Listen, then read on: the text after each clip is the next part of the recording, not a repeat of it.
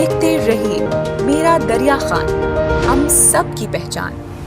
السلام علیکم، پروگرام حقائق کے ساتھ میں ہوں آپ کا میزبان ارشد کھوکھر۔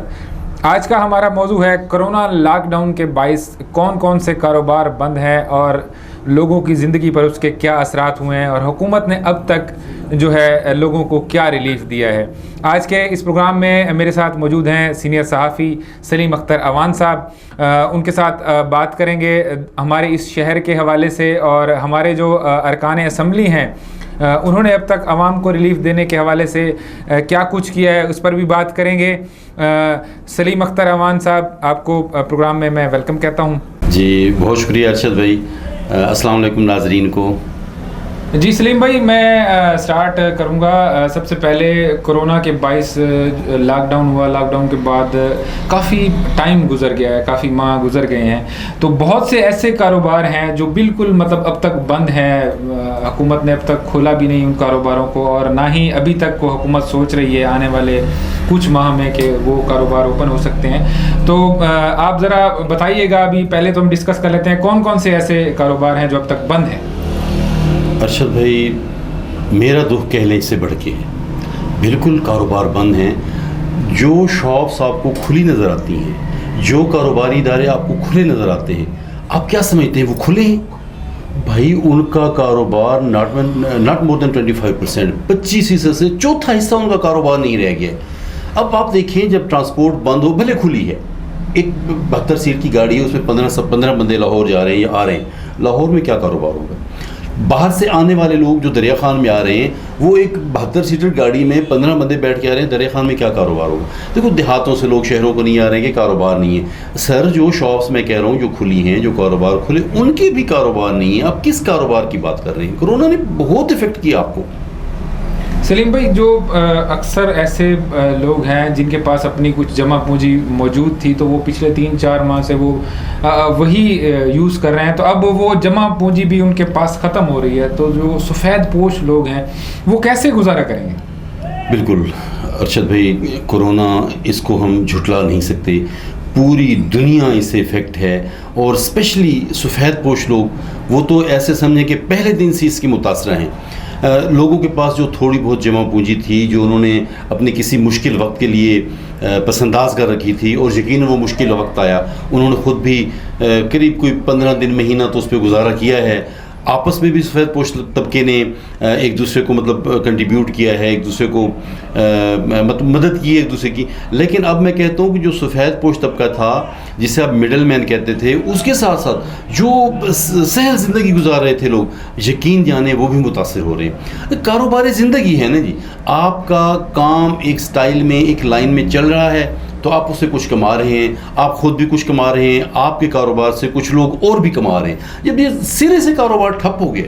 سلیم بھائی، آپ کی بات ٹھیک ہے، جو آپ بات کر رہے ہیں وہ کاروبار کھلے ہوئے ہیں، لیکن کیونکہ کام کی جو ریشو ہے وہ کم ہے کرونا کے باعث، میں ان لوگوں کی بات کر رہا ہوں جو بالکل ابھی تک کاروبار بند ہے۔ جیسے آپ کہہ لیں شادی ہال بند ہیں، تو شادی ہال سے جڑے ہوئے جو لوگ ہیں، جو پکوان سینٹر والے ہیں، جو ٹینٹ سروس والے ہیں، جو ویٹر ہیں اور مووی میکر ہیں، اسی طرح اگر اسکول بند ہے تو ان کے ساتھ جڑی ہوئی اسٹیشنری کی دکانیں ہیں، فوٹو کاپی کی دکانیں ہیں، تو ایسے جو کام بالکل ہی جو بند پڑے ہوئے ہیں، جو ابھی تک گورنمنٹ نے نہیں کھولے، اور آگے بھی مجھے نہیں لگ رہا کہ 2 سے 3 ماہ وہ مزید کھل پائیں گے، ایسے لوگوں کی میں بات کر رہا ہوں کہ وہ سفید پوش ہیں، وہ کسی سے مانگ بھی نہیں سکتے، وہ کیسے گزارا کریں گے؟ یقیناً ارشد بھائی، یہ ایک بہت بڑی مشکل ہے۔ جیسے میں پہلے کہہ گیا کہ کورونا کو تو ہم نہیں جھٹلا سکتے نا، پوری دنیا افیکٹ ہوئی پڑی ہے، اسپیشلی ان لوگوں کا جن کا آپ ذکر کر رہے ہیں، یہ شدید مشکلات کا شکار ہیں۔ اگر ایک مارکی، ایک شادی حال بند ہے، تو اس سے متعلقہ سپر تک، اس کا ویٹر تک، اس کا مطلب جو لائٹ مین ہے، الیکٹریشین ہے، وہ سارے کے سارے متاثر ہو رہے ہیں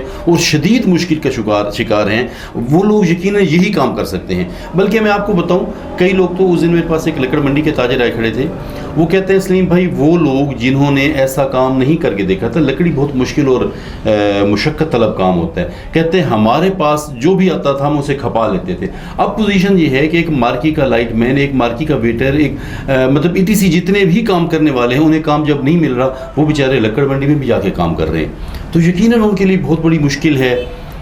کچھ نکلے گا حل اس کا، اللہ کرے گا انشاءاللہ۔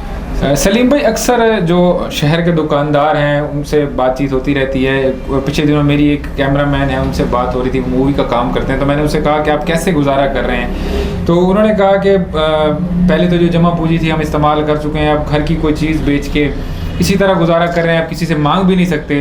तो दुकानदार जो हैं, अक्सर दुकानदारों से मेरी मुलाकात होती रहती है, उनसे बात होती रहती है, तो वो कहते हैं कि हमने बैंकों से कर्ज लिए हुए थे क्योंकि कारोबार चल रहे थे तो किस्त जमा करवा देते थे। अभी क्योंकि कारोबार ना होने के बराबर है, लॉकडाउन भी रहा है, तो वो बैंकों की किस्तें भी अदा नहीं कर पा रहे, तो ऐसे कैसे चलेगा फिर निज़ाम?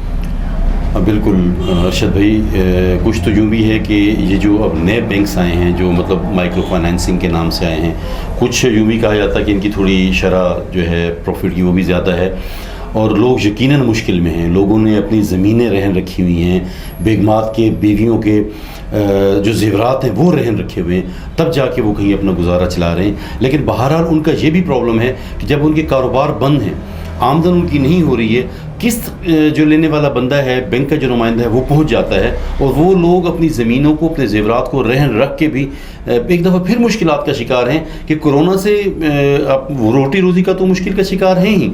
अब उस रोटी रोज़ी को कुछ आर्जी तौर पर चलाने के लिए उन्होंने जब ये काम किया, मतलब लोन लिए हैं, ज़मीनें और ज़ेवरात रहन रख के, फिर भी वो मुश्किल का शिकार है कि किस्तें वो दे तो कहाँ से दें। सलीम भाई, ये जो रिलीफ पिछले दिनों अभी आपने सुना होगा असम्बली के फ्लोर पर MLA अफजल ढांडला साहब हैं बखर से, उन्होंने किसानों के लिए अपील की कि जो उन्होंने बैंकों से कर्ज लिए हुए वो बढ़ चुके हैं, 30,000 अगर किसी ने लिया तो लाखों में है अभी, तो फसल हुई नहीं है। उसके बाद उन्होंने गवर्नमेंट से अपील की कि आप इनके कर्ज जो हैं वो माफ़ करें। उसके बाद वो जाके वज़ीर आज़म से भी मिले और उन्होंने वो कर्ज माफ़ भी करवा लिए।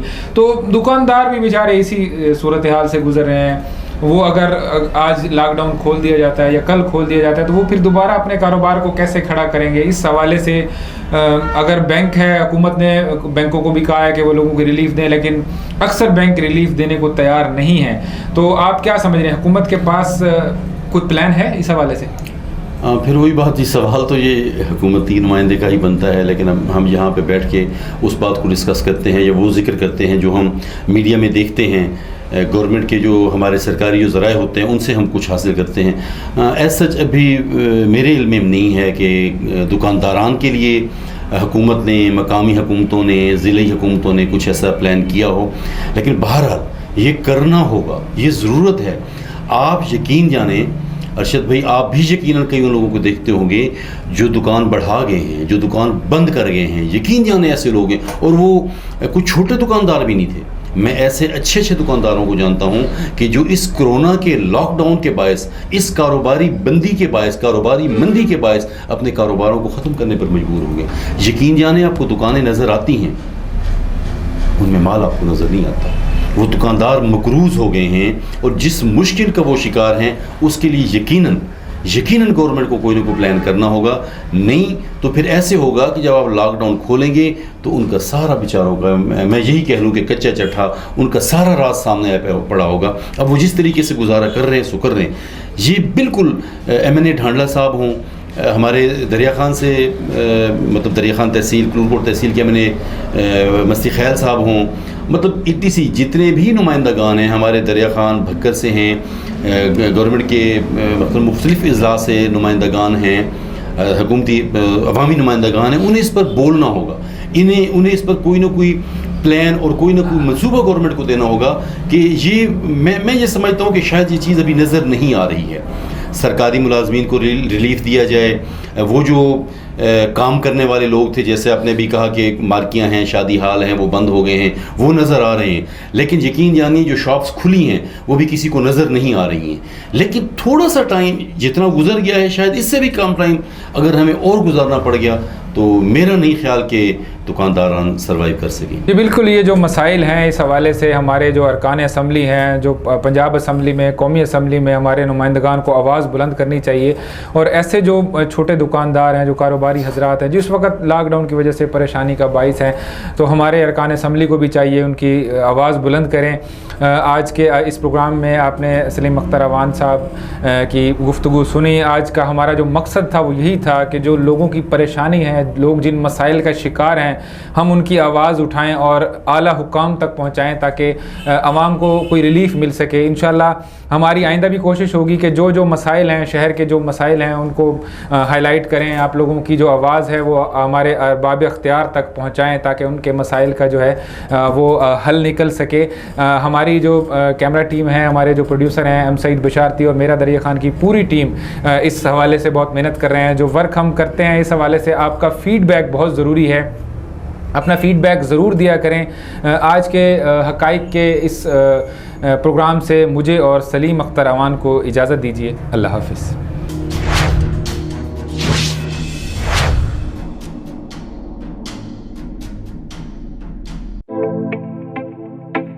دیکھتے رہیے میرا دریا خان, ہم سب کی پہچان.